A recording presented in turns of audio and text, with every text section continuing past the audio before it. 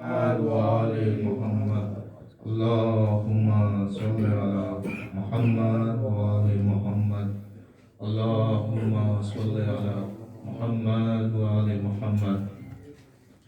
بسم الله الرحمن الرحيم. عن جابر بن عبد الله الأنصاري أنه قال عن فاطمة الزهراء عليها السلام بنت رسول الله صلى الله عليه وآله قال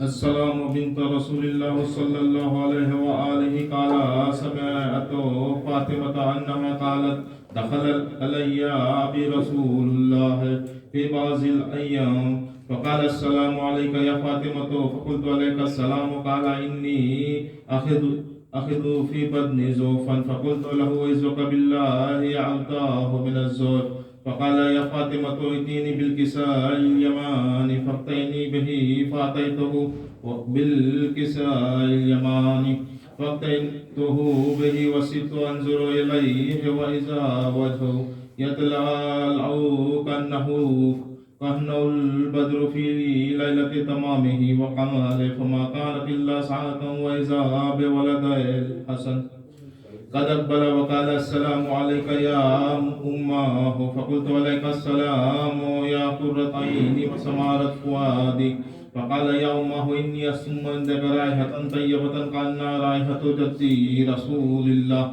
فقلت نعم إن جدك تحت الكساء فأقبل الحسن نحو الكساء وقال السلام عليك يا جداه يا رسول الله أتذن لي أن أدخل معك تحت الكساء فقال عليك السلام يا ولدي ويا صاحب حوزي قد زنت لك فادخل معه تحت الكساء فما كانت إلا ساعة وإذا بولده يا الحسين قد أقبل وقال السلام عليك يا أمه فقلت عليك السلام يا ولدي ويا قرتي عيني وسمارة فؤادي فقال يا أمه فقال لي يا أمه إني أشم عندك رائحة طيبة كأنها رائحة جدي رسول الله صلى الله عليه وآله فقلت نعم إن جدك وخاك تحت الكساء فدنا الحسين نحو الكساء وقال السلام عليك يا جداه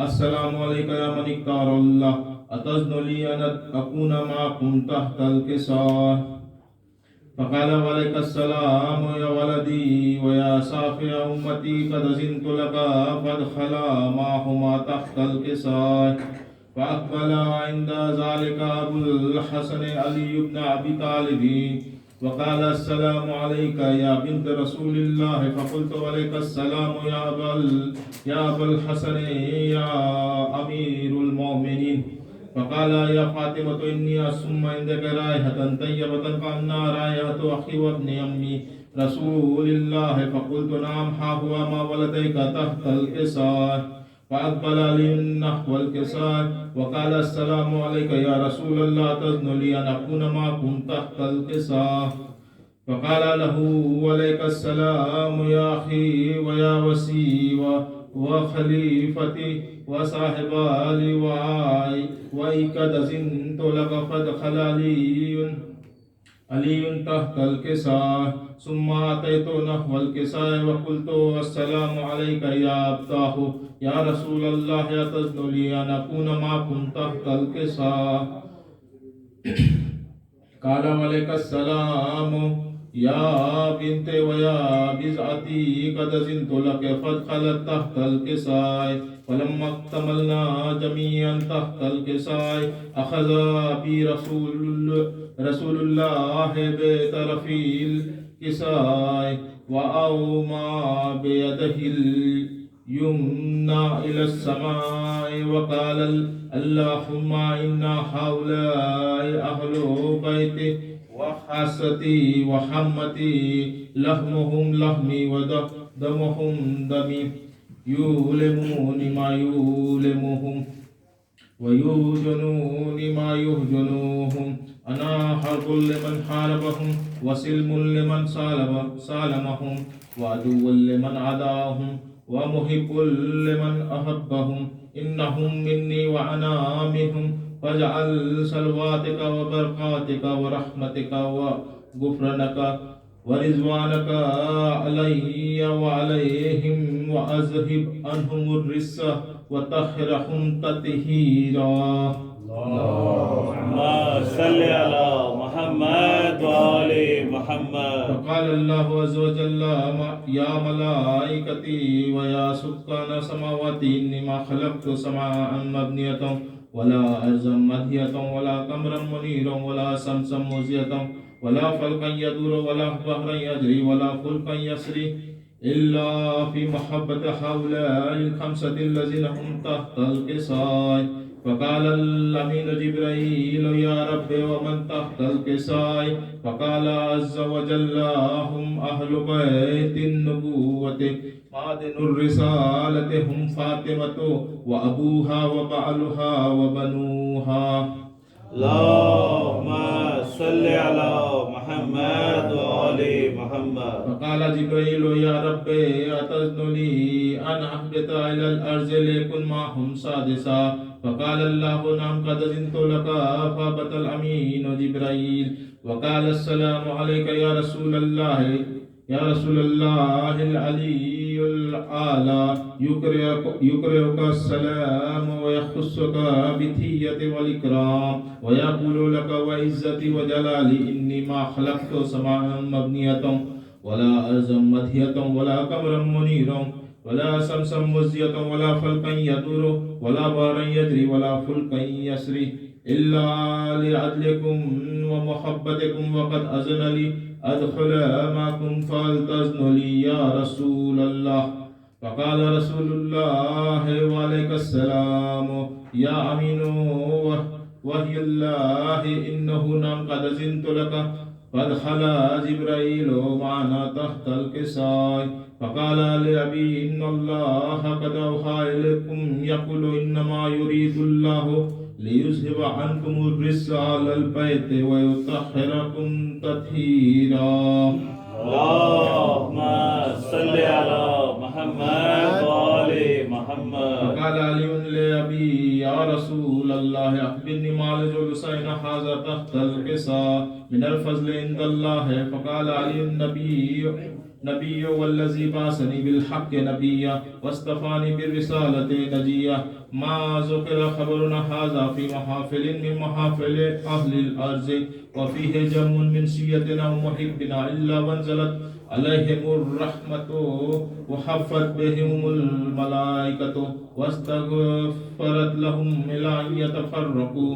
فقال علي إذا والله فزنا وفاز سيدنا ورب الكعبة.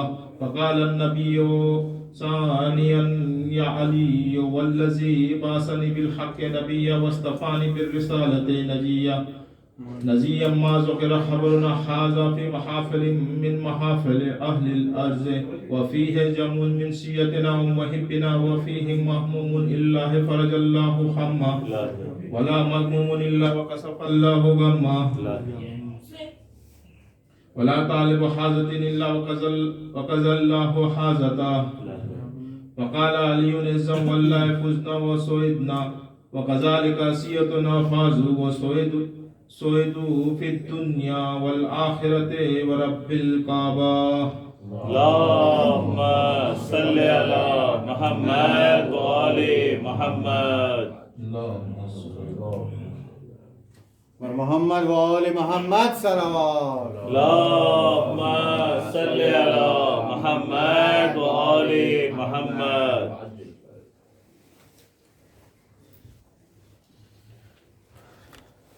أعوذ بالله من الشيطان الرجيم.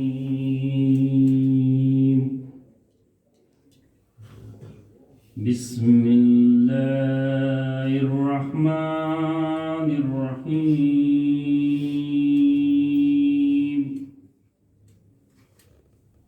قل هو الله أحد. بسم الله الرحمن الرحيم.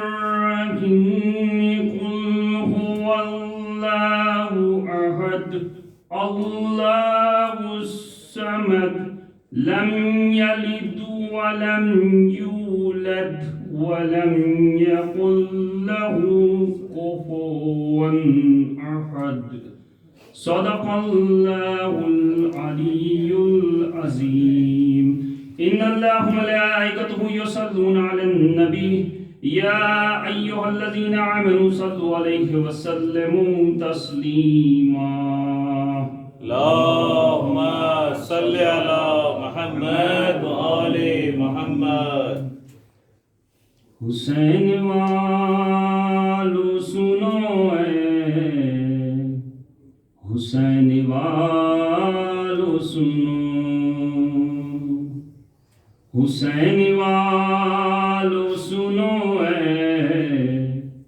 حسین والو سنو حسین والو سنو حسین والو سنو حسین کہتے ہیں ہم سے جدا نماز نہ ہو حسین کہتے ہیں ہم سے جدا نماز نہ ہو حسین کہتے ہیں ہم سے جدا نماز نہ ہو حسین والوں کی کوئی قضا نماز نہ ہو حسین والوں کی کوئی قضا نماز نہ ہو محمد و محمد صلوات اللهم صل على محمد وآل محمد سجاد میں زینب ہوں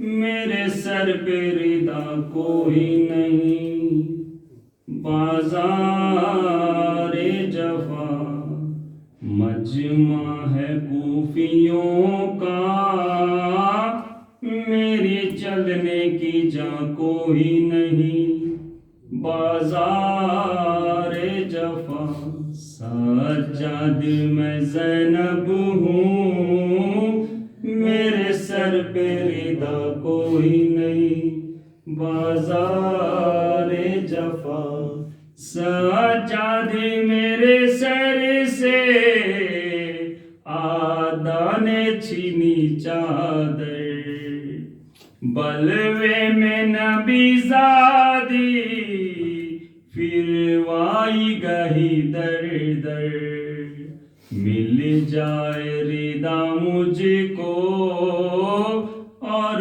میرے دعا کوئی نہیں بازار جفا سجاد میں زینب ہوں میرے سر پہ ردا کوئی نہیں بازار جفا سجاد میرے دل کو یہ درد ستاتا ہے سجاد میرے دل کو یہ درد ستاتا ہے سر غازی کا نیزے سے جب خاک پہ آتا ہے سر میرا کھلا دیکھے اس سے غم بڑا کوئی نہیں بازار جفا سجاد میں زینب ہوں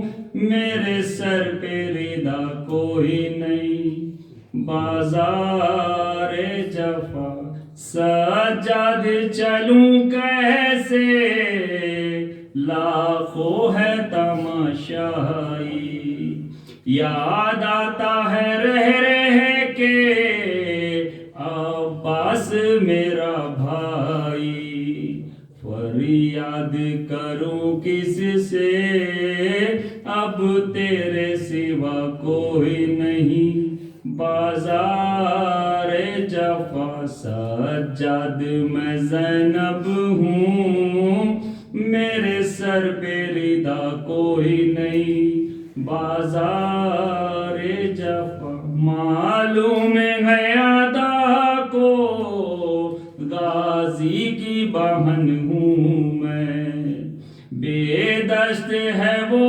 غازی پابند رسن ہوں میں یاد آئی وفا اس کی جب پاس رہا کوئی نہیں بازار جفا سجاد میں زینب ہوں میرے سر پہ ریدہ کوئی نہیں بازار جفا سجاد تیری حالت دیکھی نہیں جاتی ہے سجاد تیری حالت دیکھی نہیں جاتی ہے بے پردہ مجھے دیکھ کے یہ بات رلاتی ہے سجاد تیری طرح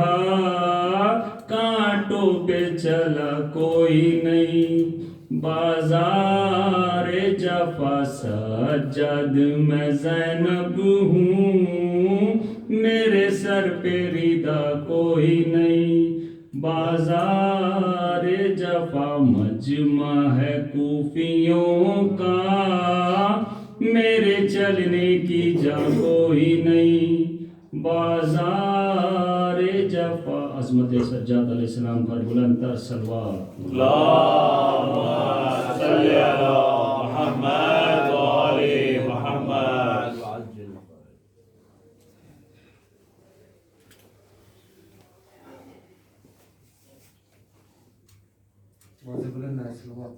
اللہم صلی علی محمد و آل محمد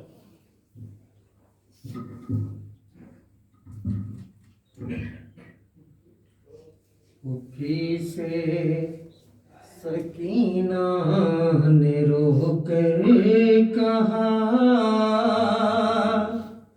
رسن کھول دو رسن کھول دو پھوپھی سے سکینہ نے رو کر کہا رسن کھول دو رسن کھول دو ہے دشوار سانسوں کا لینا میرا رسن کھول دو رسن کھول دو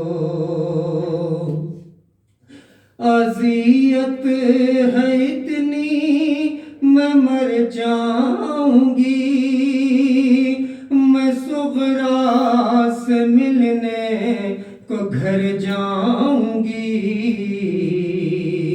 نہ قاسم نہ اکبر نہ اصغر رہے میں رودا سنانے کدھر جاؤں گی یہ فریاد غم میری سن لو ذرا رسن کھول دو رسن کھول دو یہ ظالم کو جا کے بتا دو پھوپھی ہے فریاد کرتی میری کم سنی نہ ایسے کسی کا بندھا ہے گلا میں جس طرح ہراسی سے باندھی گئی میں کس کس سے فخر کروں گی گلا رسن کھول دو رسن کھول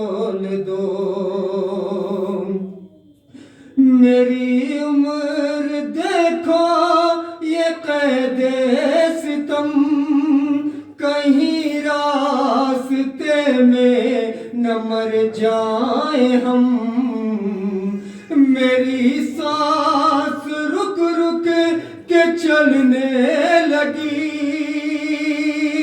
میرے خشک ہونٹوں پہ آ پہنچ دم رسن میں ہے حلقوم میرا دبا رسن کھول دو رسن کھول دو پھوپھی سے سکینہ نے رو کر کہا رسن کھول دو رسن کھول دو مصیبت کی ہر سمت الغار ہے میرا سانس لینا بھی دشوار ہے بچائے تو کیسے بچائے مجھے میرا بھائی سجاد بیمار ہے گلا چھل گیا ہے رسن سے میرا رسن کھول دو رسن کھول دو پھوپھی سے سکینہ نے رو کر کہا رسن کھول دو رسن کھول دو گلا نازنین اور اس پہ رسل دے کس طرح آواز یہ کم سخن لہو سے لبوں سے صدا تک نکلتی نہیں بنے گا کبھی میرا کرتا کفن سکینہ پہ ایسا ستم ہو گیا رسن کھول دو رسن کھول دو پھوپھی سے سکینہ نے رو کر کہا رسن کھول دو رسن کھول دو پھوپھی لوٹ کر اب مدینے چلا وہاں چل کے صغرا سے اتنا کو نہ آئے گا کہ بھائی تیرا لوٹ کر خدا کے لیے آسرا چھوڑ دو بس اتنی سی زحمت اٹھا لو ذرا رسن کھول دو رسن کھول دو پھوپھی سے سکینہ نے رو کر کہا رسن کھول دو رسن کھول بس بولنا سنا اللہم صلی علی محمد و آل محمد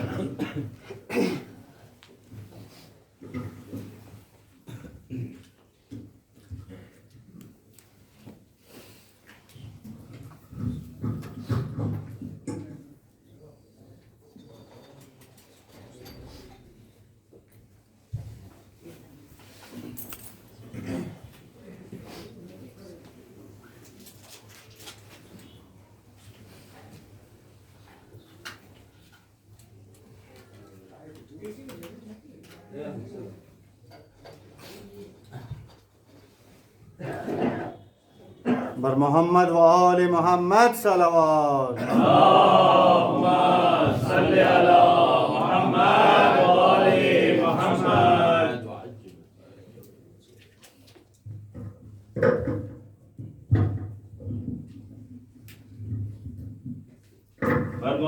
وآل محمد صلوات صلی علی محمد وآل محمد. رحم الله من يقرأ الفاتحة. بسم الله الرحمن الرحيم. الحمد لله رب العالمين الرحمن الرحيم إياك نعبد وإياك نستعين صراط المستقيم صراط الذين أنعمت عليهم غير المغضوب عليهم ولا الضالين. بسم الله الرحمن الرحيم. بسم الله الرحمن الرحيم. بسم الله الرحمن الرحيم. اللهم اغفر للمؤمنين والمؤمنات والمسلمين والمسلمات الأحياء منهم والأموات.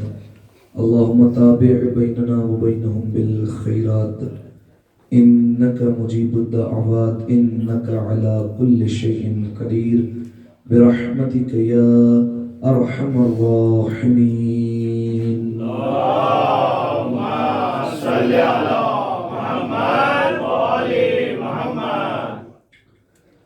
أعوذ بالله من الشيطان اللعين الرجيم. بسم الله الرحمن الرحيم.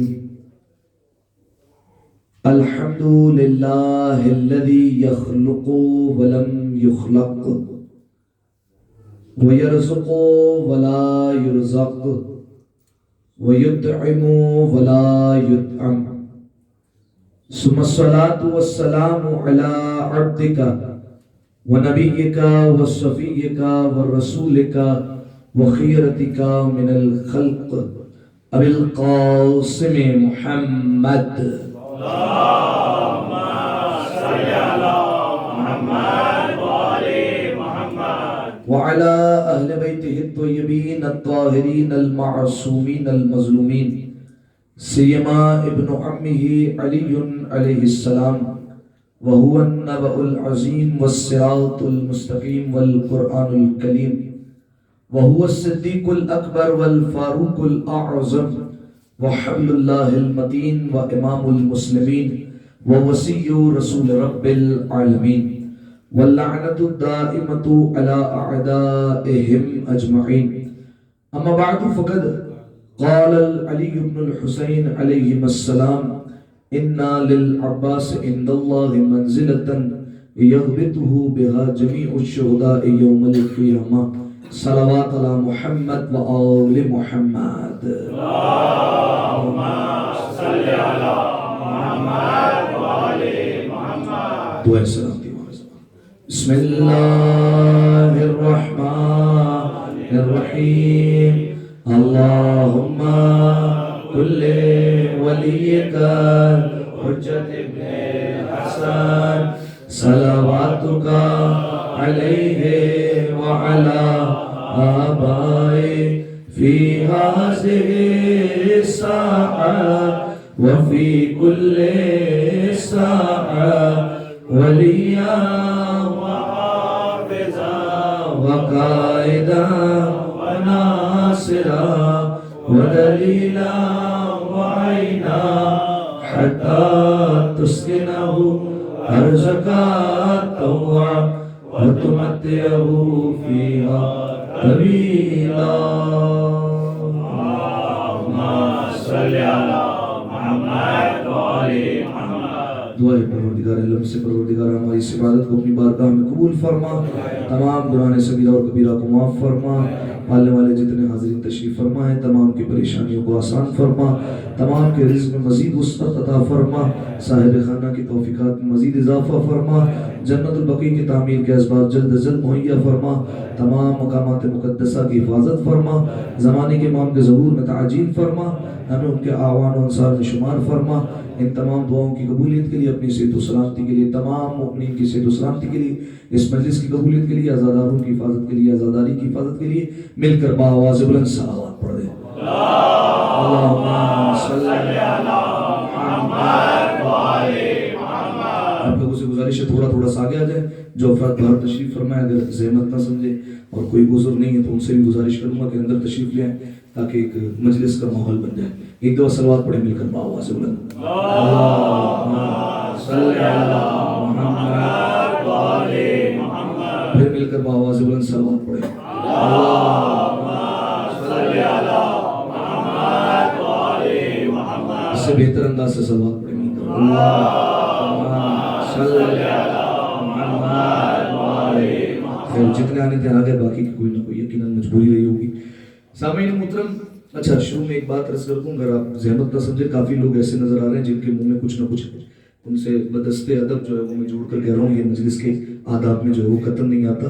محرم الحرام سے بھی پہلے میں کہہ چکا ہوں کہ یہ مجلس کے آداب نہیں ہے، فرش ادا کے آداب نہیں کہ آپ منہ میں کچھ چباتے بھی رہیں اور مجلس بھی سنتے رہیں. یہ قطن جو ہے وہ مجلس کے آداب میں نہیں آتا. آپ جو ہے وہ اس فرش ادا پر آئیں تو یہ سوچ کر آیا کریں اس فرش پر شہزادی کونین آتی ہے.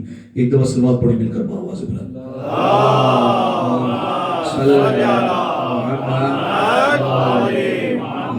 آج ایسے ہی کہہ دیا بغیر نام لیے، اگلی دفعہ جو ہے وہ نام لے کر بولوں گا. ایک دفعہ پھر صلوات پڑھیں مل کر بآواز بلند. اللہم صلی علی محمد و آل محمد. سامعین محترم، آج کی اس مختصر اور بابرکت مجلس عزا کے لیے جن فقرات نورانیہ کی آپ کے سامنے تلاوت کی گئی وہ دراصل چوتھے امام علی زین العابدین علیہ السلام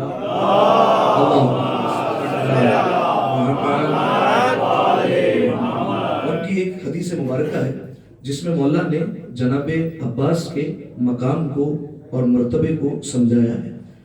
اور دیکھیے ہر امام کی بارگاہ میں جناب عباس کا ایک خاص مقام ہے. جناب عباس کا ایک لقب ہے باب الحسین، یعنی حسین کا دروازہ. یعنی جس کسی کو بھی امام حسین علیہ السلام تک پہنچنا ہے پہلے جناب عباس تک جائے گا، پھر امام حسین تک اس کی رسائی ہوگی. لیکن علماء کرام عجیب بات لکھتے ہیں، کہتے ہیں کہ جناب عباس علیہ السلام صرف باب الحسین نہیں بلکہ باب الائمہ ہے. یعنی جتنے ائمہ علیہ السلام ہیں ان سب تک پہنچنے کا ایک دروازہ ہے، اس کا نام ہے ابو الفضل عباس. ٹھیک ہے، تو یہ ہے جناب عباس کا مقام. اور شاید آپ کے ذہنوں میں یہ بات ہو کہ 15 شعبان میں نے آپ کے سامنے ایک حکایت عرض کی تھی کہ جناب عباس کا ہر امام کی بارگاہ میں ایک خاص مقام ہے. زمانے کے امام سے جب ایک عارف نے ملاقات کی اور وہ مولا کی خدمت پہ پہنچے، ہمارے کئی علماء نے ملاقات کی ہے، تو جب مولا کے پاس گئے تو دیکھا کہ مولا کے پاس کئی عریضے جو ہے وہ پڑے ہوئے ہیں. اور عجیب بات یہ دیکھی کہ کچھ عریضے ایسے ہیں جو مولا کے قریب تھے اور کچھ عریضے ایسے جنہیں مولا نے اپنے سے دور رکھا ہوا ہے. تو عارف وہ جو تھے بڑے متعجب ہوئے، انہوں نے بڑا تعجب کیا کہ مولا یہ کیا بات ہے، کیا ان عریضوں سے، عریضہ لکھنے والوں سے کوئی خطا ہو گئی ہے جن کے عریضے آپ نے دور رکھے ہیں؟ کیا ان کی دعائیں آپ نہیں پڑھیں گے؟ کیا ان کی دعائیں قبول نہیں ہونے والی؟ اور یہ جو قریب رکھے ہیں ان کی دعائیں قبول ہو جائیں گی؟ تو امام نے فرمایا نہیں، ایسا نہیں ہے. جو عریضے میں نے دور رکھے ہیں اس کا یہ مطلب نہیں کہ وہ دعائیں قبول نہیں ہونے والی.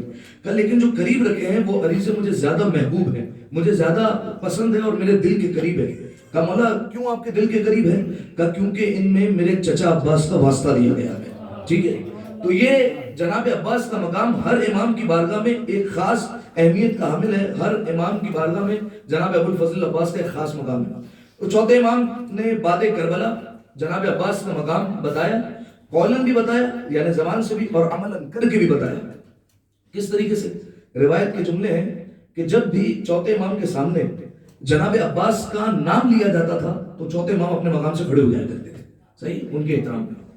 اور روایت کا بلکہ مفہوم ہے کہ ایک شخص امام کے سامنے بیٹھا تھا اور امام کے سامنے اس نے نام لیا جناب عباس کا، تو امام عادتاً اپنے مقام سے اٹھے، جیسے ہی کھڑے ہوئے اور امام جو ہے وہ دوبارہ بیٹھے، اس نے کچھ دیر بعد پھر جناب عباس کا نام لیا، امام پھر مقام سے اٹھ گئے. اس نے اپنی بات میں نہ جانے کتنی مرتبہ جناب عباس کا نام لیا، امام ہر دفعہ اپنے مقام سے اٹھتے گئے. ایک ہی شخص بات کر رہا ہے، ایک ہی شخص کلام کر رہا ہے امام سے، بار بار جناب عباس کا نام لے رہا ہے، امام بار بار اپنے مقام سے اٹھ رہے ہیں اور اپنی مسند کو چھوڑ رہے ہیں. وہ جو بیٹھا ہوا تھا وہ متعجب ہوا اور اس نے فوراً کہا مولا کب تک اٹھیں گے؟ میں نے تو اتنی دفعہ جناب عباس کا نام لیا لیکن کبھی بھی میں نے ایسا نہیں دیکھا کہ آپ اپنی جگہ پر بیٹھے رہے ہو، مولا کتنی دفعہ اٹھیں گے؟ امام نے عجیب جملہ ارشاد فرمایا، امام نے کہا اگر تو قیامت تک بھی عباس کا نام لیتا رہا، کہا میں جب تک عباس کے احترام میں اٹھتا رہوں گا. صحیح. اب آپ سوچیے جناب عباس کا مقام کیا ہوگا؟ ایک حجت خدا، ایک امام اپنے مقام کو چھوڑ رہا ہے، ایک امام اپنی مسند سے کھڑا ہو رہا ہے جناب عباس کے لیے. قولن بھی امام سجاد نے جناب عباس کا احترام سمجھایا. امام نے روایت کے جملے دیکھا کہ جناب عباس کا ایک بیٹا جس کا نام جناب عبداللہ یا جناب عبید اللہ، وہ بہت کم سن تھے، کھیلتے کھیلتے جو ہے وہ آئے. امام نے جب دیکھا تو امام کی آنکھوں سے اشک جاری ہو گئے. یقیناً وہ مصائب مولا کو یاد آئے جو جناب عباس پر ڈھائے گئے. مولا رونے لگے اور مولا نے ایک جملہ ارشاد فرمایا کہ رسول اللہ پر سب سے زیادہ سخت دن وہ تھا کہ جب جناب حمزہ کو یوم احد شہید کیا گیا. ٹھیک ہے، احد کے دن جب جناب حمزہ چلے گئے یہ رسول اللہ کے لیے انتہائی سخت دن تھا. اس کے بعد کہا جناب جعفر طیار جب گئے وہ بھی رسول اللہ کے لیے بڑا سخت دن تھا. لیکن اس کے بعد فرمایا لیکن خدا کی قسم جیسا عاشور کا دن ہے ویسا کوئی دن نہیں. اور کہا کہ جناب عباس کی مصیبتیں انتہائی عظیم ہیں. اور پھر دعا دے کر فرمایا رحم اللہ امی العباس، اللہ ہمارے چچا عباس پر رحمت نازل کرے. انا للعباس عند اللہ منزلتا یغبطه بها جميع الشهداء یوم القیامہ. فرمایا بے شک اللہ کی بارگاہ میں جناب عباس کا وہ مقام ہے، وہ مرتبہ ہے جس کو دیکھ کر قیامت کے دن تمام شہداء گرتا کریں گے. صحیح ہے. اب دیکھیے اس حدیث میں، یہ میں نے حدیث سرنامہ کلام میں پڑھی، اسی حدیث پر بات کرنی ہے. اس حدیث میں دو لفظ ہیں جو امام نے استعمال کیے. اگر یہ دو لفظ آپ تک پہنچ گئے اور ان کا معنی آپ تک پہنچ گیا تو پھر آپ کو سمجھ میں آئے گا امام نے جناب عباس کی عظمت کیسے بتائی ہے اور کیا مقام بتایا جناب عباس کا. توجہ چاہ رہا ہوں آپ کی. دو الفاظ ہیں اس حدیث میں. امام نے کیا کہا؟ اللہ کی بارگاہ میں جناب عباس کا قیامت کے دن وہ مقام ہوگا کہ تمام شہداء دیکھ کر گرتا کریں گے جناب عباس کو دیکھ کر. ٹھیک ہے. اچھا دو لفظ کون سے ہیں؟ ایک لفظ شہید، ایک لفظ گرتا. صحیح، یہ دو لفظ آپ کو سمجھنے، دونوں کا جو ہے وہ آپ کو مطلب سمجھنا ہے. سب سے پہلے آئیے شہید. اس شہید کی عظمت سمجھیے کہ شہید کی عظمت ہے کیا اور شہید کہتے کسے ہیں. سب سے پہلے دو چار باتیں عرض کرتا ہوں شہید کی عظمت کے حوالے سے. قرآن میں پروردگار عالم نے شہید کی عظمت کے لیے کئی آیتیں رکھی. دو آیتیں پروردگار عالم نے نمایاں طور پر رکھی. ایک آیت ہے وَلَا تَقُولُوا لِمَن يُقْتَلُ فِي سَبِيلِ اللَّهِ أَمْوَاتٌ بَلْ أَحْيَاءٌ وَلَكِن لَا تَشْعُرُونَ. فرمایا خبردار جو اللہ کی راہ میں مارے گئے انہیں مردہ مت کہنا، بل احیاء بلکہ وہ زندہ ہیں، ولیکن لا تشعرون لیکن تم ان کی زندگی کا شعور نہیں رکھتے، تمہیں ان کی زندگی سمجھ میں نہیں آ سکتی کہ وہ کس طریقے سے اللہ کے پاس زندگی گزار رہے ہیں، لیکن شہید ہے زندہ. ٹھیک ہے. تو اس آیت میں اللہ نے کیا کہا؟ خبردار مردہ مت کہنا.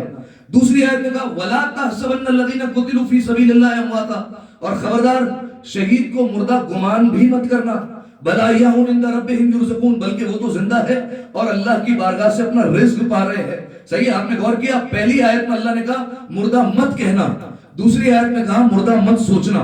صحیح ہے. یعنی ایک آیت میں اللہ نے زبانوں پر پہرا لگایا، ایک آیت میں اللہ نے سوچ پر پہرا لگایا. خبردار زبان سے شہید کو مردہ مت کہنا اور سوچ سے شہید کو مردہ مت سوچنا. صحیح ہے. یہ ہے شہید کی عظمت قرآن کی نگاہ میں، مردہ نہ کہنا نہ سوچنا. ٹھیک ہے. آئیے دوسری حدیث پیش کرتا ہوں شہید کے حوالے سے. حدیث کا مفہوم ہے فوق کل بر بر، ہر نیکی کے اوپر ایک اور نیکی موجود ہے. صحیح ہے. آپ سے میں اگر پوچھوں کہ آپ کی نظر میں کون سی بڑی نیکی ہے، آپ بتائیں گے. ممکن ہے کوئی دوسرا شخص آئے کہ مولانا صاحب میں نے حدیث میں اس سے زیادہ ثواب اس نیکی کا پڑھا ہے. ٹھیک ہے. اس نے وہ ثواب بتایا. ایک تیسرا بندہ آیا، اس نے کہا مولانا صاحب اس سے زیادہ تو میں نے ثواب اس کا پڑھا ہوا ہے. معصوم نے فرمایا ہر نیکی کے اوپر ایک اور نیکی ہے، لیکن یہ سلسلہ کہاں جا کر رکے گا؟ مولانا نے فرمایا لیکن جو اللہ کی راہ میں شہید ہو گیا اس سے بڑھ کر کوئی نیکی نہیں ہے. صحیح ہے. یعنی جو شہید ہو گیا اس سے بڑھ کر کوئی نیکی نہیں. دو باتیں ہو گئی. تیسری عظمت کا نقطہ سنیے. ہم نماز پڑھتے ہیں، اگر ہمارے لباس پر یا بدن پر خون لگا ہو تو نماز پڑھنے کی اجازت ہے؟ نہیں اجازت. اجازت ہے ایک خاص مقدار کی اجازت ہے. کتنی مقدار کی اجازت ہے؟ 1 درہم. صحیح ہے. 1 درہم کسے کہتے ہیں؟ ایک پور کس کا؟ انگلی کا، انگوٹھے کا. صحیح ہے. یہ جو انگوٹھے کا ایک پور ہے اگر یہ آپ کے لباس پر لگا ہوا ہے یا آپ کے بدن پر لگا ہوا ہے، ٹھیک ہے، تو آپ کو نماز پڑھنے کی اجازت ہے. آپ نماز پڑھ سکتے ہیں، آپ کی نماز بالکل ٹھیک ہوگی. البتہ بہتر ہے پاک کر لیا جائے. لیکن اگر اس سے کم ہے آپ پڑھ لیں گے کوئی مسئلہ نہیں، اللہ قبول کرنے والا ہے. صحیح ہے. لیکن اگر اس سے زیادہ ہو گیا تو اب جو ہے وہ قبول نہیں. یعنی اگر اس سے زیادہ خون آ جائے تو پروردگار عالم ہمیں اپنی بارگاہ میں آنے نہیں دیتا. دور ہو جاؤ ہماری بارگاہ سے، تمہیں آنے کی ضرورت نہیں، پہلے جاؤ پاک کر کے آؤ اس کے بعد آنا. صحیح ہے. یعنی اس سے زیادہ خون ہو جائے تو اللہ اجازت نہیں دیتا اپنی بارگاہ میں آنے کی. لیکن شہید کی عظمت کیا ہے؟ جتنا خون میں ڈوبا ہوا ہو، جیسا بھی ہو، جتنا خون میں گلتا ہو، سر سے لے کر پیر تک خون ہی خون میں ہو، لیکن اس کے بارے میں حکم ہے اس کی نماز جنازہ ایسے ہی پڑھاؤ. ہم پسند کرتے ہیں کہ وہ اسی خون میں ہماری بارگاہ میں آ جائے. صحیح ہے. یہ ہے شہید کی عظمت کا تیسرا نقطہ. صحیح ہے. چوتھا نقطہ سنیے اور اس کے بعد میں آتا ہوں حدیث پر. جناب فاطمہ زہرا سلام اللہ علیہا، صلی علی محمد وآل محمد. آپ جانتے ہیں ہم تسبیح پڑھتے ہیں، تسبیح جناب فاطمہ. صحیح ہے. یہ تسبیح ہم تک کس طریقے سے پہنچی ہے، کیسے آئی ہے؟ میں نے آپ کے سامنے 2 روایتیں جو ہے وہ پڑھ چکا ہوں کہ کس طریقے سے تسبیح پہنچی ہے۔ مشہور و معروف جو روایت ہے وہ یہی روایت ہے کہ جناب فاطمہ گھر کا سارا کام کیا کرتی تھی، جناب فاطمہ اپنے گھر میں خود جھاڑو دیا کرتی تھی، جناب فاطمہ اپنے ہاتھوں سے چکی چلایا کرتی تھی، اور اس طریقے سے چکی چلاتی تھی کہ ہاتھوں میں جناب سیدہ کے چھالے پڑ جاتے تھے اور اس ہاتھ سے خون جاری ہوتا تھا، صحیح ہے، اور ساتھ میں چکی بھی چلا رہی ہے، کبھی امام حسین کو سنبھالا ہوا ہے، کبھی امام حسن کو سنبھالا ہوا ہے، اور ساتھ میں چکی بھی چل رہی ہے، ٹھیک ہے، گھر کا سارا کام بھی ہو رہا ہے، گھر کا کام نہیں رک رہا، اس طریقے سے کام کرتی تھی۔ اور روایت کے جملے، ایک تو ہاتھ سے خون جاری، اور جناب سیدہ کے چہرے پر تمازت کے آثار ہوتے تھے، یعنی جس کو کہتے تھے کمزوری آ گئی تھی جناب زہرا۔ امیر المومنین جناب سیدہ کے ساتھ گھر کے کام میں ہاتھ بٹاتے تھے، ٹھیک ہے، امیر المومنین کیا، رسول اللہ بھی، بلکہ رسول اللہ ایک دن آئے اور دیکھا امیر المومنین اور جناب سیدہ ایک طرف بیٹھے ہوئے ہیں اور درمیان میں دونوں مل کر چکی چلا رہے ہیں، صحیح ہے۔ رسول اللہ نے کہا اے علی اور اے فاطمہ، تم دونوں میں سے زیادہ کون تھک گیا ہے؟ امیر المومنین بول پڑے، کہا یا رسول اللہ فاطمہ، فاطمہ، فاطمہ زیادہ تھکی ہے۔ کیوں کہا؟ تاکہ فاطمہ کی جگہ پر رسول اللہ بیٹھ جائے، ٹھیک ہے۔ رسول اللہ نے کہا فاطمہ آپ اپنے مقام سے اٹھیے، میں آپ کے برابر، میں آپ کی جگہ پر بیٹھ کر چکی چلاؤں گا۔ رسول اللہ آگے، ایک طرف کائنات کا رسول، ایک طرف امیر المومنین، اور درمیان میں چکی۔ جملہ بدل دوں، ایک طرف رسولوں کا سردار، ایک طرف ولیوں کا سردار، یہ درمیان میں چکی نہیں چل رہی، کائنات کا نظام چل رہا ہے، صحیح ہے۔ تو اب یہ چکی چلا رہے تو رسول اللہ ہاتھ بٹایا کرتے تھے، لیکن جناب سیدہ گھر کا کام تو کیا کرتی تھی، صحیح ہے، آپ جانتے ہیں یہ روایت آپ نے سنی ہوئی ہے، ہاتھوں سے خون جاری، چہرے پر تمازت کے آثار، بدن میں کمزوری ہے۔ امیر کائنات نے کہہ دیا اے سیدہ آپ اپنے بابا سے کنیز کی التماس کیوں نہیں کرتی، ان سے کنیز کی التماس کیجیے۔ جناب سیدہ آئی، اشارہ کر رہا ہوں فقط، دیکھا رسول اللہ مسجد میں مصروف ہے، واپس آ گئی۔ رسول اللہ کو پتا چلا فاطمہ آئی تھی مجھ سے ملنے، فوراً اٹھے، صحابہ کو چھوڑا، فاطمہ آپ نے آنے کی کیوں زحمت کی، مجھے بلا لیا ہوتا تو آپ کا بابا آپ سے خود ملنے آ جاتا۔ کہا کہ کیسے آنا ہوا تھا؟ جناب فاطمہ حیا کی پیکر ہے، کہا نہیں جا رہا کہ کیوں آئی تھی۔ امیر المومنین بول پڑے یا رسول اللہ میں نے بھیجا تھا فاطمہ کو، دراصل فاطمہ گھر کا سارا کام کیا کرتی ہے، تھک جاتی ہے، لہٰذا میں نے کہا کہ اپنے بابا سے کنیز کی التماس کرو۔ اب رسول اللہ نے کہا فاطمہ کنیز سے بہتر چیز نہ دوں؟ کہا بابا جان بالکل دیجیے۔ کہا ایسی چیز نہ دوں جو دنیا و آخرت میں تمہارے کام آئے؟ کہا بابا جان بالکل دیجیے۔ کہا پھر ہر نماز کے بعد 34 مرتبہ اللہ اکبر، 33 مرتبہ الحمدللہ، 33 مرتبہ سبحان اللہ، صحیح۔ جناب فاطمہ نے لے بھی لی اور جو ہے وہ روایت ختم ہو گئی۔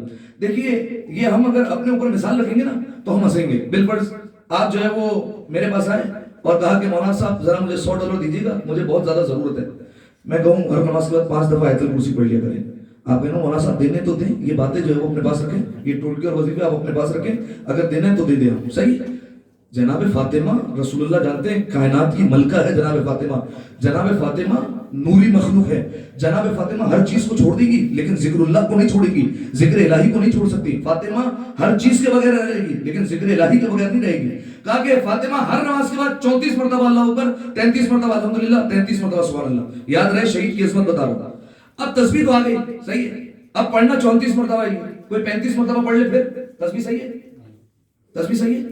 نہیں صحیح نہیں ہے۔ مولانا صاحب پڑھا تو اللہ اکبر ہی ہے، نہیں، جو رسول اللہ نے بتا دیا بس اتنا ہی پڑھنا ہے، صحیح ہے۔ 33 مرتبہ الحمد پڑھنا ہے تو 33 مرتبہ الحمدللہ پڑھنا ہے۔ اگر کوئی 40 مرتبہ پڑھے مولانا صاحب پڑھ تو الحمدللہ رہے، نہیں کوئی فائدہ نہیں۔ رسول اللہ نے جتنا بتایا الحمدللہ کا الگ سے ثواب مل جائے گا لیکن تسبیح فاطمہ کا ثواب نہیں ملنے والا، جتنا بتایا ہے اتنا ہی کرنا ہے، صحیح ہے۔ یہ ان کا جواب بھی ہو گیا جو رمضان میں رات بھر کھڑے رہتے ہیں، عبادت کر رہے ہوتے ہیں، رات بھر جو ہے وہ مسلسل عبادتیں کر رہے ہوتے ہیں، ان سے کہا جائے یہ آپ کو کس نے بتائی، نماز آپ کہاں سے پڑھ رہے ہیں، کیسے پڑھ رہے ہیں؟ مولانا صاحب پڑھ تو الحمد رہے نا۔ میں آپ سے ایک سوال پوچھتا ہوں، آج جو ہے وہ مغرب کی رکعت کتنی ہے؟ 3۔ آج سے آپ 4 پڑھے، قبول ہے؟ نہیں قبول ہے، صحیح ہے۔ آپ نے مولانا صاحب پڑھا تو اگلی رکعت میں الحمد ہے، پڑھا تو جو ہے وہ تسبیحات اربع ہے، نہیں، بلکہ پروردگار عالم کا جواب آئے گا عبادت وہ نہیں جو تم چاہو، عبادت وہ ہے جو میں چاہوں، جتنا ہم نے بتا دیا اتنا کرنا ہے۔ تو اب یہ تراویح کا مسئلہ حل ہو گیا، صحیح ہے۔ اللہ نے بتائی نہیں، قرآن میں آئی نہیں، محمد نے پڑھائی نہیں، تو پھر جو ہے وہ ہم کس طریقے سے اس کو قبول کریں؟ لہٰذا جناب فاطمہ کو تسبیح حاصل ہو گئی۔ اب اتنی دفعہ ہی پڑھنا ہے جتنی دفعہ ہمیں یہ ذکر ملا ہے، ٹھیک ہے۔ اب کیسے پڑھا جائے، کس طریقے سے گنا جائے؟ تو ایک طریقہ تو یہ ہے کہ ہاتھ پر انسان گن لے، صحیح ہے۔ ہاتھ پر گننے کا ثواب یہ ہے کہ روایت میں بیان کیا گیا کہ اگر کوئی ہاتھ پر تسبیح فاطمہ پڑھے اور ہاتھ پر ذکر پڑھے تو قبر کے اندر جو ہے وہ اس سے نور نکلے گا، صحیح ہے، اس سے نور خارج ہو جائے گا اور قبر جو ہے وہ پوری منور ہو جائے گی اگر کوئی ہاتھ پر ذکر الہی کو پڑھتا ہے، صحیح ہے۔ لیکن بعض لوگوں کو ہاتھ پر بھی پڑھنے میں مشکل ہوتی ہے، صحیح ہے۔ جناب سیدہ تو جانتی تھی، جناب سیدہ نے کہا کہ میں کائنات کی پہلی تسبیح بنانے جا رہی ہوں، صحیح ہے۔ اب تسبیح بننی ہے، دیکھیے اگر ہم کسی چیز کا اہتمام کرتے ہیں, انتظام کرتے ہیں. بالفرض گھر میں نیاز پکانی تو کتنا اہتمام کرتے ہیں, ساری چیزیں پاک ہونی چاہیے, صحیح ہے, پہلے وضو کرنا ہے, پھر نیاز کو بنانا ہے, صحیح, پھر فرش اعضاء بچائیں گے. اب کائنات کی پہلی تسبیح بننے جا رہی ہے تو پھر اہتمام تو ہونا چاہیے نا. تو جناب سیدہ نے کہا کہ مٹی سے تسبیح بناؤں گی, صحیح. اب جناب سیدہ نے اعلان کیا کہ مجھے پاک و پاکیزہ مٹی چاہیے, مجھے پاک و پاکیزہ مٹی لا کر دے دو. ہم ہاتھوں کو جوڑ کر کہیں شہزادی آپ اپنے قدموں کے نیچے سے مٹی اٹھا لیں. اس سے پاک و پاکیزہ کون سی مٹی ہے؟ آپ علی کے قدموں کے نیچے سے مٹی لے لیں, آپ کائنات کے رسول کے قدموں سے اٹھا لیں, آپ اپنے گھر کے گوشے سے کہیں سے بھی مٹی اٹھا لیں اور بنا لیں, ہو جائے گا. لیکن جناب سیدہ نے کہا نہیں, مجھے کسی کی عظمت بھی بتانی ہے. میدان احد جہاں جناب حمزہ کی قبر ہے وہاں سے مٹی لے کر آؤ, مجھے وہاں کی مٹی چاہیے. ٹھیک, شہید کی عظمت, جناب حمزہ کی قبر کی مٹی لی گئی اور اس سے پھر تسبیح بنائی گئی, اس سے 100 دانے بنائے جناب سیدہ نے اور یہ تسبیح وجود میں آئی. ٹھیک ہے, تو اب سمجھ میں آئی شہید کی عظمت. جس کی قبر کی مٹی کو فاطمہ تبرک سمجھے اسے شہید کہا جاتا ہے, صحیح ہے. جس کی قبر کی مٹی کو فاطمہ باعث احترام سمجھے اسے شہید کہتے ہیں. ٹھیک ہے, اب یہ تسبیح آ گئی. اچھا دیکھیں, بعد میں جا کر امام حسین علیہ السلام کی قبر کی مٹی سے تسبیح بنی ہے. پہلے سید الشہداء تھے جناب حمزہ, صحیح ہے, لیکن جب امام حسین علیہ السلام شہید ہوئے اب شہیدوں کے سردار ہے امام حسین, لہذا چوتھے امام نے امام حسین کی قبر سے مٹی لے کر پھر تسبیح بنا دی. تو ایک سائل نے پوچھا بھی تھا, مولا کون سی تسبیح افضل ہے, وہ جناب حمزہ کی قبر والی یا آپ کے بابا حسین کی قبر والی؟ امام نے فرمایا میرے بابا حسین کی قبر والی زیادہ افضل ہے. کہا مولا کیوں؟ دونوں شہید ہیں, دونوں کو شہیدوں کا سردار کہا گیا. امام نے کہا فرق یہ ہے کہ اگر حمزہ کی تسبیح پڑھتے رہو اور رک جاؤ درمیان میں تو ثواب نہیں ملے گا, لیکن اگر میرے بابا حسین کی قبر کی مٹی کی تسبیح ہاتھ میں ہو, پڑھتے جاؤ, درمیان میں تھک جاؤ, تسبیح خود ذکر الہی کرتی رہے گی, خود ثواب ملتا جائے گا. یہ ہے خاک شفا کی عظمت. ایک دفعہ صلوات پڑھیں مل کر بابا سے بلند, اللہم صلی علی محمد و آل محمد. صحیح ہے. اب دوبارہ سنیے خلاصہ کلام گفتگو کا. شہید وہ جس کے لیے قرآن نے ہماری زبانوں پر پہرا لگایا, مردہ مت کہو, سوچ پر پہرا لگایا, خبردار مردہ مت سوچو. صحیح, دو باتیں ہو گئی. تیسری بات, ہر نیکی کے اوپر نیکی ہے لیکن شہید سے اوپر کوئی نیکی نہیں. پروردگار عالم کی راہ میں کوئی شہید ہو جائے اس سے بڑھ کر کوئی نیکی نہیں ہے, کوئی اس سے بڑھ کر درجہ نہیں. صحیح, پروردگار عالم پسند کرتا ہے کہ شہید ہماری بارگاہ میں حالت جو ہے وہ خون میں آ جائے اور اس کے پورے بدن پر جو ہے وہ خون لگا ہو, ہماری بارگاہ میں آئے, ہم اسے پسند کرتے ہیں. اور چوتھی بات, جناب فاطمہ شہید کی قبر کی مٹی کو باعث احترام سمجھتی ہے اور تبرک سمجھتی ہے. صحیح ہے. ایک لفظ ہو گیا شہید, اس کو سنبھال کر رکھیے آپ اپنے پاس. دوسرا لفظ ہے حدیث میں وہ ہے گبتا. گبتا بتائیں کسے کہتے ہیں, کسے کہا جاتا ہے گبتا؟ دیکھیے ایک لفظ ہوتا ہے حسد, ایک لفظ ہے گبتا. حسد کسے کہتے ہیں؟ بالفرض فلاں کے پاس جو ہے وہ گاڑی دیکھی, اس کے پاس سے چھن جائے, صحیح, اور میرے پاس آ جائے, اس کو کہتے ہیں حسد. صحیح, یا اس سے بدترین درجہ, اس کے پاس سے چھن جائے, میرے پاس آئے یا نہ آئے. صحیح, یہ حسد کا بدترین درجہ ہے. صحیح ہے, جسے ہم کہتے ہیں VIP لوگ. صحیح, یہ حسد کا بدترین درجہ ہے. ٹھیک ہے, لیکن اس کی شریعت نے بہت زیادہ ممانعت کی, بہت زیادہ مذمت کی. آپ کی خدمت میں جمعے کے خطبے میں ارشاد کیا تھا کہ اگر جو ہے وہ حسد کیا تو نیکی جو ہے وہ کوئی بھی نہیں بچتی, اکاؤنٹ بالکل زیرو ہو جاتا ہے. ٹھیک ہے, لیکن ایک چیز ہے گبتا, جسے اردو زبان میں کہتے ہیں رشک. رشک کسے کہا جاتا ہے؟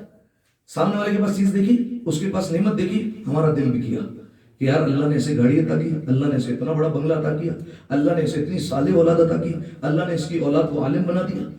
اس کو رشک کیا کہ کاش اللہ ہمیں بھی دے دیتا. صحیح ہے, اس سے چھننے کی تمنا نہیں ہے, کاش اللہ ہمیں بھی عطا کر دے. اسے کہتے ہیں گبتا, اسے کہتے ہیں رشک. اب حدیث سنو, امام نے فرمایا اِنَّا لِلْعَبَّاسِ عِنْدَ اللَّهِ مَنزِلَةً, فرمایا لوگوں سنو, عباس کا اللہ کے نزدیک وہ مقام ہے جسے دیکھ کر قیامت کے دن تمام شہداء رشک کریں گے. وہ لوگ جن کی قبر کی مٹی کو فاطمہ تبرک سمجھتی ہے وہ رشک کریں گے, کاش ہمیں فاطمہ عباس جیسا مقام مل جائے. صحیح ہے, یہ ہے جناب عباس کی عظمت. ایک دفعہ صلوات پڑھیں مل کر اللہم صلی علی محمد و آل محمد. صحیح ہے, جناب عباس قیامت میں اتنا بڑا مقام ہوگا. آپ جانتے ہیں قیامت کے دن جو شفاعت ہوگی نا, رسول اللہ کو کہا جائے گا, رسول اللہ ایک روایت کے مطابق امیر کائنات کی طرف اشارہ کریں گے شفاعت کرنے کے لیے. صحیح, بلکہ شفاعت کس چیز کی ہوگی؟ کچھ لوگ ہوں گے جو سائے میں آنا چاہتے ہوں گے. صحیح ہے, رسول اللہ اشارہ کریں گے امیر المؤمنین کو کہ علی ان لوگوں پر سایہ کر دو. امیر المؤمنین اشارہ کریں گے حسین کی طرف, حسین ان لوگوں کو سایہ میں لے کر آؤ. حسین اشارہ کریں گے عباس کی طرف اور عباس اپنا پرچم کھول دیں گے, اور جو چاہنے والا ہوگا وہ جناب عباس کے علم کے سائے میں آ جائے گا. ٹھیک ہے, یہ ہے جناب عباس کا مقام. اتنا بڑا مقام, بڑے بڑے صحابہ جناب عباس کے در کی جو ہے وہ نوکری کرتے ہوئے نظر آتے ہیں. صحیح ہے, مشہور و معروف روایت ہے, عرض کر رہا ہوں آپ کے سامنے, فقط اشارہ کر رہا ہوں. جناب عباس کا مقام زیادہ ہے جناب سلمان کا؟ جناب عباس کا ہم مانتے ہیں, صحیح, یہ ہم جو ہے وہ ان پڑھ لوگ بھی پتہ ہے ہمیں اور جانتے ہیں کہ جناب عباس کا مقام بہت زیادہ ہے. لیکن آپ جانتے ہیں نجف اشرف کے دو علماء کے درمیان بحث ہو گئی. دیکھیے اگر یہ راہ چلتا ہو کوئی نظریہ بنائے نا تو ہم کہیں گے آگے رستہ ناپو بھائی, صحیح ہے. لیکن یہ نظریہ بنانے والے دو علماء جن کے پیچھے جو ہے وہ عرصے کا مطالعہ ہے, نہ جانے کتنے عرصے سے وہ پڑھائی کرتے ہوئے آ رہے ہیں, تو دو علماء کے درمیان بحث ہو گئی. بحث کا مقام کیا ہے؟ امیر المومنین کا حرم, وہاں بیٹھ کر دونوں بحث کر رہے ہیں. دونوں عالم ہیں, دونوں کے اپنے اپنے چاہنے والے ہیں, وہ پیچھے بیٹھے ہوئے ہیں اور دونوں اپنی اپنی دلیلیں لے کر آئے. ایک کہہ رہا ہے عباس افضل, ایک کہہ رہا ہے جناب سلمان افضل.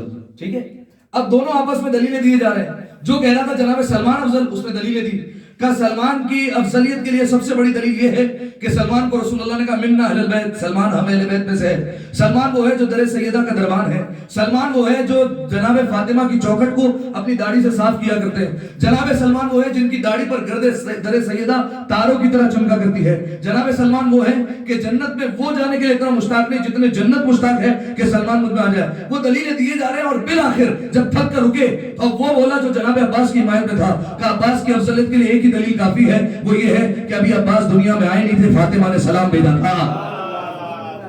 عباس آئے نہیں تھے, فاطمہ نے ان کو اپنا بیٹا کہا تھا. ایک ایک کر کے فضیلت بتانے لگے.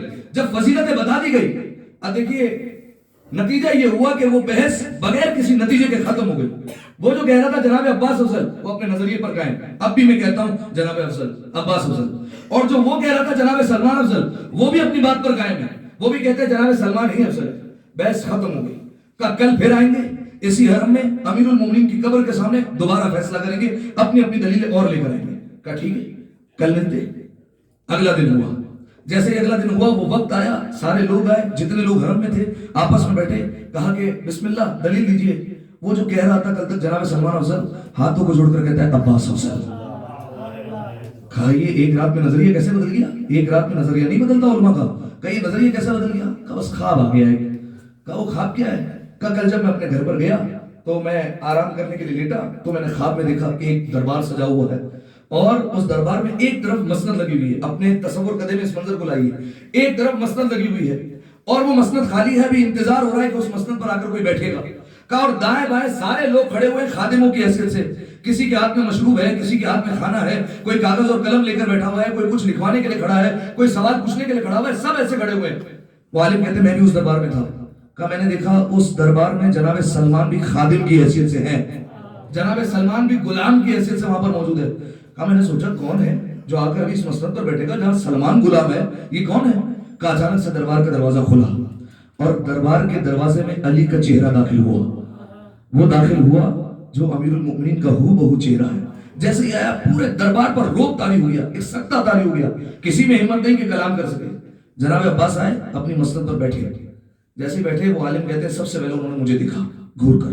ٹھیک ہے, جناب عباس اس گھرانے سے تعلق رکھتے ہیں جو ہونے کو ہونے سے پہلے جانتا ہے.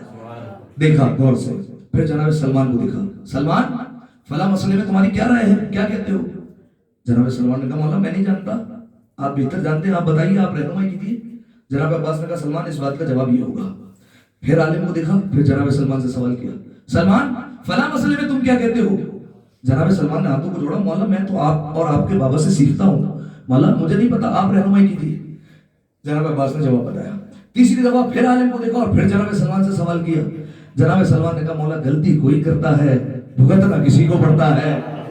مولا غلطی کسی کی ہو, بھگتنا کسی کو پڑے. کہا سلمان اس سے مغالطہ ہو گیا ہے, یہ سمجھ رہا ہے کہ تمہارا مقام ہم سے زیادہ ہے. سلمان تم ہماری نگاہ میں باعزمت ہو, رسول اللہ کے صحابی ہو, لیکن تم بھی جانتے ہو تمہارا مقام ہم سے زیادہ نہیں ہے. اسے بتاؤ کہ تمہارا مقام زیادہ ہے, میرا مقام زیادہ ہے. اب جناب سلمان نے کلام کرنا شروع کیا. توجہ چاہ رہا ہوں. جناب سلمان نے اس عالم سے کہا کہ دیکھو میرا لاکھ مقام ہے, میں ایمان کے 10ویں درجے پر فائز ہوں, دربان در سیدہ ہوں, مجھے رسول اللہ نے منا اہل بیت کا تمغہ دیا ہوا ہے, مجھے جناب سیدہ چچا کہہ کر پکارتی ہے, حسنین میرے کاندھے پر سواری کیا کرتے ہیں. یہ سارے کے سارے میرے فضائل ہیں, لیکن یاد رکھنا جتنے فضائل بھی میرے پاس آ جائے میں عباس کا مقابلہ نہیں کر سکتا, کیونکہ گھر کے اندر والے اور ہوتے ہیں, گھر کے باہر والے اور. ایک دو مل کر آواز سے بولیں صلوات پڑھیں.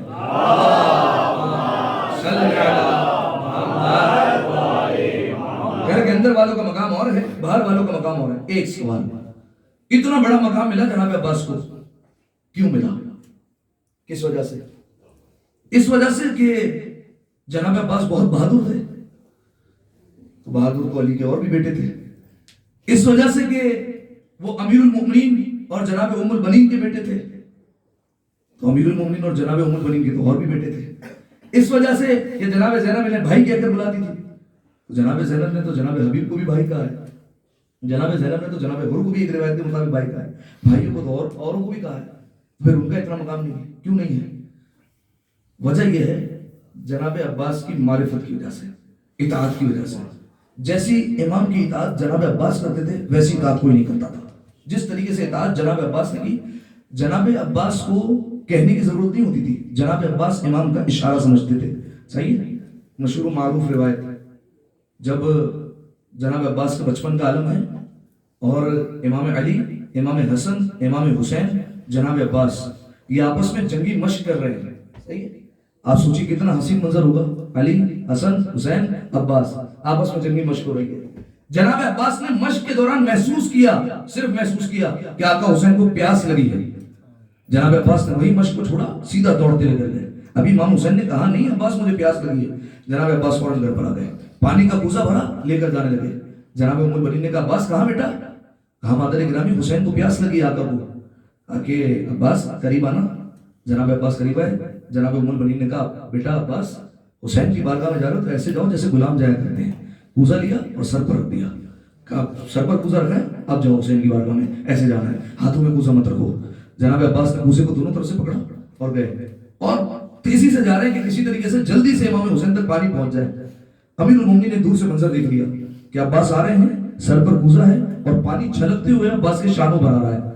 امیر المومنین بولنے لگے. جناب ام البنین نے پوچھ لیا کہ یا علی کیا میرے بچے سے کوئی خطا ہو گئی؟ کہ نہیں ام البنین، مجھے وہ وقت آ گیا جب میرا عباس اسی پانی کے لیے جائے گا اور اس پانی کے لیے عباس کے دونوں شانے قلم ہو جائیں گے. صحیح ہے؟ سامعین محترم، اتنا بڑا مقام ملا وفاداری کی وجہ سے، اطاعت کی وجہ سے. جیسا امام حسین نے کربلا میں کہا ویسا کیا جناب عباس نے. جب تک امام حسین نے نہیں کہا جناب عباس کو جانے کے لیے، امام حسین نہیں گئے. آپ جانتے ہیں ہم یہ جو سنتے ہیں نا بچوں کے لیے پانی لے کر آئے، دیکھیے آپ جانتے ہیں بچوں کا مزاج ہوتا ہے. بچے یہ نہیں دیکھتے کہ میں خواہش کا اظہار باپ سے کر رہا ہوں یا چچا سے کر رہا ہوں یا ماموں سے کر رہا ہوں، کس سے کر رہا ہوں. بچے دیکھتے ہیں ہمارا کام کہاں سے ہوتا ہے. صحیح ہے؟ سارے بچے جانتے تھے ہمارا چچا بڑا شفیق ہے. صحیح ہے؟ آئے چچا کے پاس پانی کی گزارش لے کر. جناب عباس فوراً مشق لے کر نہیں ہے. جناب عباس نے عاشور کے دن کنویں کے کنویں کھودے ہیں کربلا میں کہ کہیں سے پانی نکل کر آ جائے. پیاس کے عالم میں کنویں کھودنا بڑا مشکل کام ہوتا ہے، لیکن عباس نے سکینہ کے لیے یہ کام بھی کیا ہے. صحیح ہے؟ بعد میں گئے ہیں پانی لینے کے لیے دریا پر. ٹھیک ہے؟ اطاعت امام. جب تک حسین نے نہیں کہا آگے نہیں بڑھے. جناب عباس کی کربلا میں دو خواہشات تھی. ایک کہ کسی طریقے سے جنگ کی اجازت مل جائے، اور دوسری بات کہ کسی طریقے سے خیمے تک، سکینہ تک پانی پہنچ جائے. دونوں خواہشات، دونوں دعائیں مصلحتاً پروردگار عالم نے پوری نہیں کی. نہ جنگ کی اجازت ملی، صرف دفاع کی اجازت ملی تھی. عباس نیزہ لے کر ہاتھ میں جاؤ، لیکن دفاع کرنا ہے، تمہیں پہل نہیں کرنی حملے میں، صرف نیزہ لے کر جاؤ ہاتھ میں. اور دوسری خواہش کہ سکینہ تک پانی پہنچ جائے، وہ خواہش بھی پوری نہیں ہوئی. پروردگار عالم نے کہا عباس ہم نے اب تمہیں باب الحوائج بنا دیا، اب تم وہ حاجتوں کا دروازہ. تمہاری خواہشات مصلحتاً پوری نہیں ہوئی، اب جو تمہارے دروازے سے آئے گا ہو نہیں سکتا ہم اسے خالی ہاتھ لوٹا دیں. ایک حکایت سنو اور مجھے اجازت دے دیں. جانتے ہیں صدام ملعون کا دور جب ختم ہوا تو علماء نے اپنی کتابوں میں اس حکایت کو لکھا. توجہ سے سنیے گا، اگر محسوس کریں گے تو دل پر ضرور چوٹ لگے گی. علماء کہتے ہیں کہ صدام کے دور کے بعد جب زیارتوں کا سلسلہ ویسے ہی ہو گیا پہلے اور لوگ زیارت پر جانے لگے، تو ایک قافلہ پنجاب کی طرف سے آیا عراق کی زیارتوں کے لیے. کہا کہ ایک گاڑی آئی، اس میں پورا قافلہ تھا اور چیک پوسٹ پہ انہیں روکا گیا. توجہ، چیک پوسٹ پہ جب روکا تو سب کو اتارا گیا کہ آئیے چیکنگ کروا لیجیے. تو ایک خاتون تھی جس کے ساتھ ایک 7 سال کا بچہ تھا، وہ سو رہا تھا. کہا کہ آپ بھی چیکنگ کروائیے.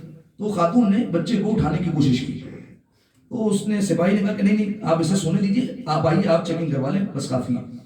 وہ خاتون آئی، چیکنگ کروائی، واپس آئی، دیکھا 7 سال کا بچہ تو ایسے ہی سو رہا ہے. سفر دوبارہ شروع کیا، نجف پہنچے. جیسے نجف پہنچے تو بچے کو اٹھایا کہ بیٹا نجف آ گیا ہے، لیکن وہ بچہ اٹھا نہیں، اور علماء نے یہ حکایت بیان کرتے ہوئے لکھا کہ وہ بچہ مر گیا، اور یہ ماں بڑا رونے لگی، گریا کرنے لگی، اس کو ہسپتال لے جایا گیا، لیکن جو ہے وہ کہا کہ یہ بچہ تو کب کا اس دنیا سے چلا گیا ہے اور اس کی زندگی تو پہلے ہی ختم ہو چکی ہے۔ تو ماں نے بڑا گریا کیا اور بڑا روئی اس کی ماں، اور کہا کہ اللہ نے اتنے عرصے بعد مجھے اولاد عطا کی تھی، ابھی تو صرف 7 سال کا ہوا تھا اور واپس اولاد چلی گئی، تو بڑا رو رہی تھی۔ اس کی بیٹی کو خیر وادی السلام میں دفن کر دیا گیا، اور جب دفن کیا گیا اس کے بعد کچھ لوگ آئے اور کہا آئیے ابھی ہم نجف اشرف جا رہے ہیں امیر المومنین کی زیارت کے لیے۔ اب آپ جانتے ہیں جس کا دل ٹوٹا ہوا ہو اس نے فوراً کہا میں انہی کی زیارت پر آ رہی تھی اور میرا بیٹا چلا گیا، اب میں ان کی زیارت پر نہیں جاؤں گی۔ صحیح جسارت کا جملہ تھا۔ سارا قافلہ پریشان ہو گیا کہ کیا ہو گیا، لیکن خیر صدمے میں تھی، سب نے چھوڑ دیا اور زیارت پر چلے گئے۔ لوگ سمجھاتے رہے امیر المومنین کی زیارت کر لو، نہیں گئی زیارت پر۔ یہ قافلہ نجف سے آگے کربلا، کہا کہ امام حسین کی زیارت کر لو، کہا نہیں ان سب کی زیارت پر آ رہی تھی، میں زیارت پر نہیں جاؤں گی ابھی کی۔ دن گزرتے رہے، لوگ سمجھاتے رہے، لیکن یہ زیارت پر نہیں گئی۔ آخری دن کسی نے کہا کہ دیکھو بے ادبی ہے، چند گھنٹے رہ گئے ہیں، اب یہ ادب کے خلاف ہے کہ تم زیارت پر نہ جاؤ، زیارت پر آئی ہو، آؤ چلو عباس کی زیارت پر چلتے ہیں، چلو وہاں چل کر زیارت کر لو اور اپنی حاجات وہاں پر رکھو۔ اس نے منع کیا کہ مجھے نہیں جانا، لیکن بہت لوگوں نے سمجھایا کہ یہ بے ادبی ہوگی اور گستاخی ہوگی، اسے لے کے گئے جناب عباس کے روزے پر۔ اب آپ جانتے ہیں جس کا دل ٹوٹا ہوا ہو اور اس کے سامنے عباس کا روزہ آ جائے تو پھر اس کی کیا کیفیت ہوگی۔ جیسے ہی جناب عباس کا روزہ سامنے آیا تو چیخیں مار کر رونے لگی اور جا کر فوراً اپنے دونوں ہاتھ ذریعہ قبول فضل عباس پر رکھ لی تھے اور اپنے الفاظ میں کہنے لگی کہ میری کیا خطا تھی کہ میرا ہی جو ہے وہ بچہ اس دنیا سے چلا گیا، ابھی صرف 7 سال کا تھا، آپ تو جانتے ہیں اللہ نے اتنے عرصے بعد عطا کیا تھا، ہونا تو نہیں چاہیے تھا ایسا، میرے ساتھ کیوں ایسا ہوا۔ اب سارا قافلہ کہتا ہے ابھی ہم دیکھ رہے تھے کہ وہ ماں فریاد کر رہی تھی کہ اے عباس میرا بچہ مجھے واپس لوٹا دیجیے، اچانک سے حرم میں 7 سال کا بچہ اماں اماں کہتے ہوئے آ گیا، فوراً آیا اماں میں آ گیا۔ اس کی ماں نے دیکھا فوراً گلے لگا لیا اور وہ دھاڑے مار مار کر رونے لگی اور جناب عباس کی زری کو پکڑ کر شکریہ کہنے لگی اور کہنے لگی جملہ عباس آپ نے مجھے میری مانگنے سے زیادہ عطا کیا ہے، میری دعا سے بڑھ کر عطا کیا ہے۔ سارا قافلہ پریشان ہو گیا، اے بی بی ہم دیکھ رہے ہیں آپ کب سے یہی تو مانگ رہی ہیں کہ عباس میرے بیٹے کو دے دیجیے، عباس نے صرف بیٹا تو لوٹایا ہے، آپ کہہ رہی ہیں مجھے میری مانگ سے بڑھ کر دیا ہے۔ کہا نہیں میں نے صرف بیٹا مانگا تھا، میرا بیٹا تو بول بھی نہیں سکتا تھا، عباس نے زبان بھی دے دی ہے، اب تو میرا بیٹا بولتے ہوئے آیا ہے، اماں اماں کہتے ہوئے آیا ہے، عباس نے زبان دے دی ہے۔ اس کی ماں نے بیٹے کو سینے سے لگایا ہوا تھا، کہا کہ بیٹا کیا ماجرا ہوا؟ کہا مادر گرامی دراصل میری جیسے آنکھ کھلی تو میں نے دیکھا میں ایک بھیڑ میں ہوں اور میں گم گیا، لیکن میں کسی سے کچھ کہہ بھی نہیں سکتا تھا۔ کہا لیکن میں نے دل میں کہا کہ کوئی میری مدد کرے اور مجھے میری ماں تک پہنچا دے۔ کہا کہ میں نے دیکھا 2 گھوڑ سوار دور سے آ رہے ہیں، وہ دونوں آئے اور انہوں نے مجھ سے کہا میرا دل کہتا ہے، کہا انہوں نے کہا بولو بیٹا، کہا میں بول نہیں سکتا تھا، لیکن جب انہوں نے کہا تو میں بولنے لگا، میں نے کہا کہ میں اپنی ماں سے ملنا چاہتا ہوں۔ کہا کہ آؤ میں تمہیں تمہاری ماں تک پہنچا دوں۔ کہا کہ آؤ میرے ساتھ سوار ہو جاؤ۔ کہا میں کیسے سوار ہوں، آپ مجھے ہاتھ دیجیے تاکہ میں سوار ہو جاؤں۔ کہا دیکھو بیٹا میرے ہاتھ نہیں ہے، اگر ہاتھ ہوتے تو میں تمہیں سوار کر دیتا۔ اس کے بعد اس جوان کو کہا، شاید غالباً لگتا ایسا ہے کہ شاید جناب علی اکبر ہوں گے، کہا کہ اسے سوار کروا لو۔ جناب علی اکبر نے سوار کروایا اور یہ بچہ آ گیا۔ اس کی ماں نے پوچھا بیٹا کوئی انہوں نے اور بات کہی؟ کہا ہاں جناب عباس نے ایک اور بات کہی۔ کہا وہ کیا؟ کہا عباس نے کہا اپنی ماں سے کہنا ہم سے ناراض نہ ہوا کرے، ہم سے سچے دل سے مانگا کرے، ہم سے منہ نہ پھیرا کرے، کبھی ہم سے منہ نہ موڑے کہ ہم ان کی زیارت پر نہیں جائیں گے، ہم سے دل سے مانگے، ہم عطا کرنے والے ہیں۔ سامعین محترم، جناب عباس نے کیا کہا، اگر میرے ہاتھ ہوتے تو میں سوار کروا لیتا۔ ایک جملہ کہوں، اگر یہ ہاتھ ہوتے تو زینب کی چادر نہیں چھپتی، اگر یہ ہاتھ ہوتے تو سکینہ کو تماچے نہیں لگتے، اگر یہ ہاتھ ہوتے تو حسین کا لاشا پامال نہیں ہوتا، اگر یہ ہاتھ ہوتے تو حسین کو کوئی ظلم نہیں ڈالتا حسین پر۔ جانتے عزاداروں، 2 روایتیں سن لیجیے۔ جناب مختار نے جب امام حسین علیہ السلام کے قاتلوں کو گرفتار کیا تو ایک قاتل کو گرفتار کیا جس کا نام تھا بجدل۔ اس کو جب لایا گیا جناب مختار نے کہا تیرا کربلا میں کیا جرم تھا؟ اس نے کہا امیر میرا کربلا میں کوئی جرم نہیں تھا، کہ نہیں تیرا کوئی جرم تو ہوگا. سپاہی نے کہا میں بتاؤں؟ جناب مختار نے کہا نہیں، اپنی زبان سے بتائے گا. کہا امیر میں نے فقط حسین کی انگوٹھی کو لوٹا تھا، بس میں نے حسین کی انگوٹھی اتاری، اس کے علاوہ کچھ نہیں کیا. جناب مختار نے کہا صرف انگوٹھی اتاری؟ بتا ذرا انگوٹھی کو کیسے لوٹا. کہا امیر شام غریبہ تھی، میں نے دیکھا ہر کوئی نہ کوئی چیز لوٹ رہا ہے. کسی نے بیمار کا بستر لوٹ لیا، کسی نے بیویوں کی چادریں چھین لی. امیر میں نے دیکھا میرے ہاتھ کچھ نہیں آیا. کہ میں نے دیکھا حسین کے ہاتھ میں انگوٹھی موجود ہے.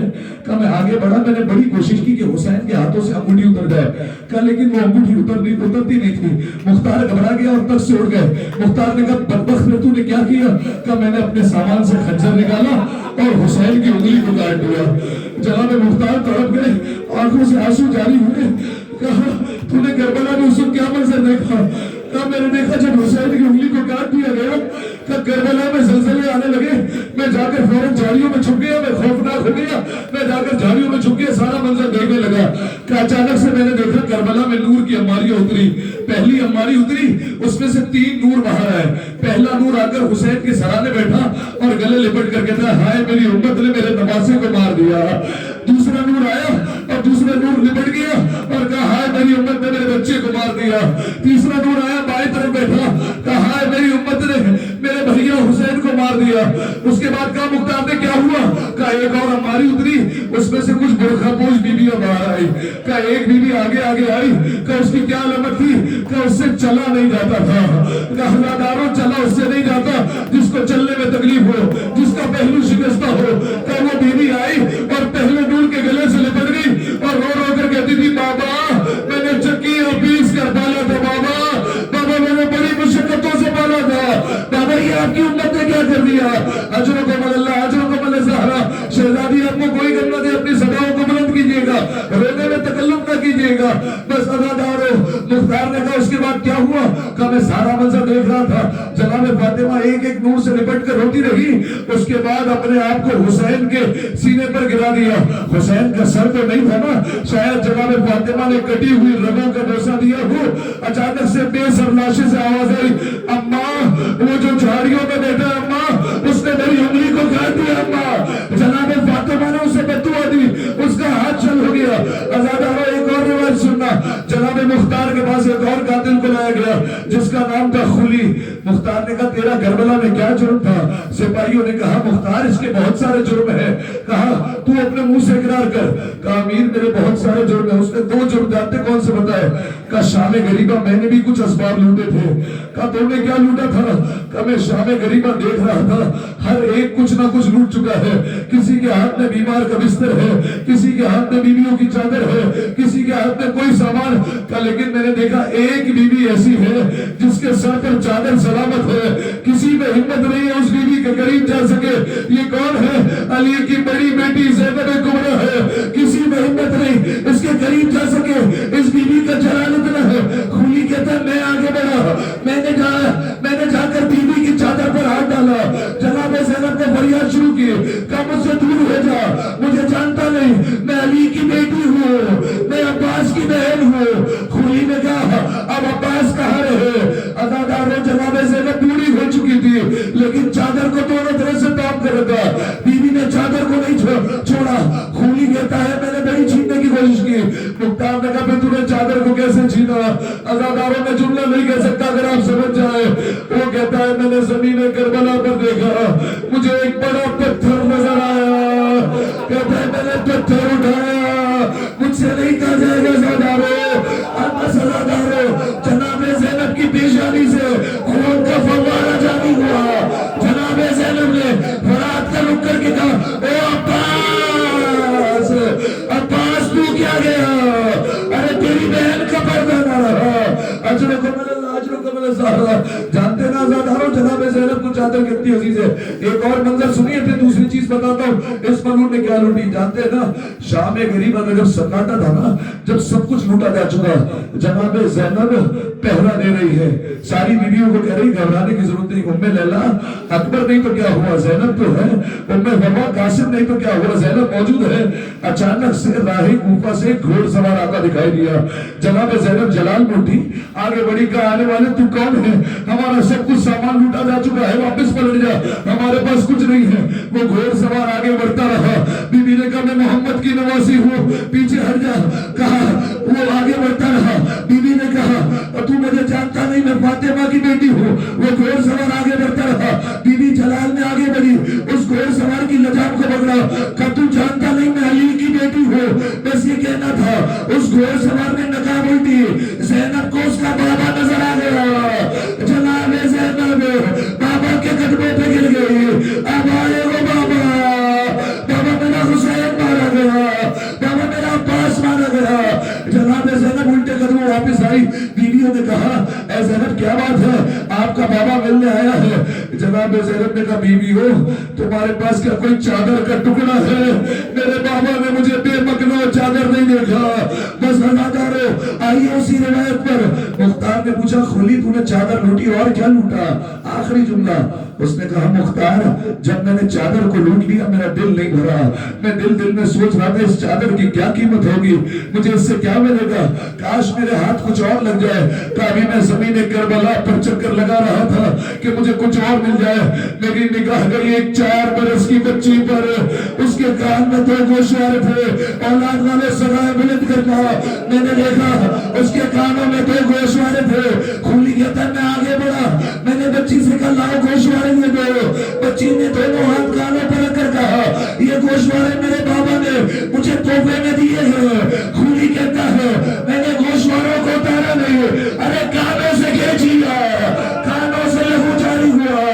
بچی نے مختر کی طرح دیکھ کر کہا اے بابا جو گوشوارے آپ نے دیے تھے بابا مجھ سے چھین لیے بابا. آئیے بابا دیکھیے آپ کی یتیمہ کے ساتھ کیا ہو رہا ہے. بابا آپ کی یتیمہ کو مارا.